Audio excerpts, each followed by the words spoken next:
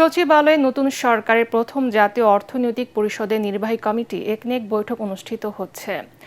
প্রধানমন্ত্রী তারেক রহমানের সভাপতিত্বে এই বৈঠকে প্রায় 12,000 কোটি টাকার 17টি উন্নয়ন প্রকল্প অনুমোদনের জন্য উত্থাপন করা হয়েছে। এর মধ্যে অবকাঠামো ও জনগুরুত্বপূর্ণ উন্নয়নমূলক প্রকল্প রয়েছে।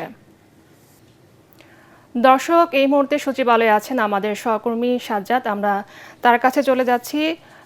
সাজ্জাদ, একনেক বৈঠক সম্পর্কে আপনার কাছে কি তথ্য আছে আমাদেরকে জানান।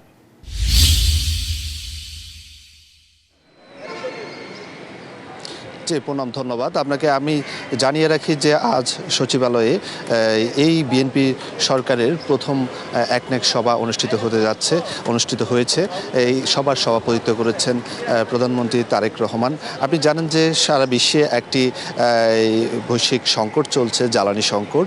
সেই সংকটকে যাতে সমর্থন করে সরকার যে উদ্যোগগুলো নিয়েছে, সেই উদ্যোগগুলোর অংশ হিসেবে জ্বালানি সাশ্রয়, সেই জ্বালানি সাশ্রয় নীতি একটি হিসেবে এবারের একনেক সভায় সচিবালয় করা হয়েছে।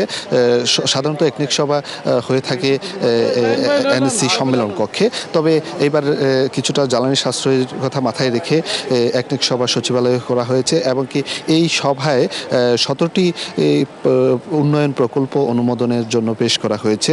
এর মধ্যে যে অধিকাংশ প্রকল্প জনস্বার্থে এবং কি সরাসরি জনগণের সাথে সম্পৃক্ত, যেমন পানি উন্নয়ন প্রকল্প এবং কি এই ধরনের সিটি কর্পোরেশনের পানি সরবরাহ নীতিমালা, এছাড়াও বিভিন্ন উন্নয়নমূলক প্রকল্প রয়েছে।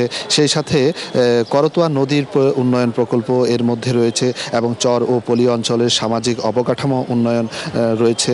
তবে আপনাকে আরেকটু বলে রাখি যে সকালে প্রধানমন্ত্রী তারেক রহমানের সাথে ইন্ডিয়ান হাই কমিশনার প্রণয় বর্মা দেখা করেছেন। আগামীতে দুদেশের সম্পর্কের উন্নয়নে এবং জনস্বার্থে, দুদেশের জনগণের স্বার্থে দেশকে এগিয়ে নিতে এবং ঐক্যবদ্ধভাবে কাজ করার বিভিন্ন বিষয়ও কিন্তু এই বৈঠকে উঠে আসে এবং কি আগামীতে ইন্ডিয়াতে অনুষ্ঠিত সামিটে বাংলাদেশের পররাষ্ট্রমন্ত্রীকে আমন্ত্রণও জানিয়েছেন তিনি। এই ছিল আমার কাছে সচিবালয় থেকে সর্বশেষ। হ্যাঁ সাজ্জাদ, আপনাকে ধন্যবাদ।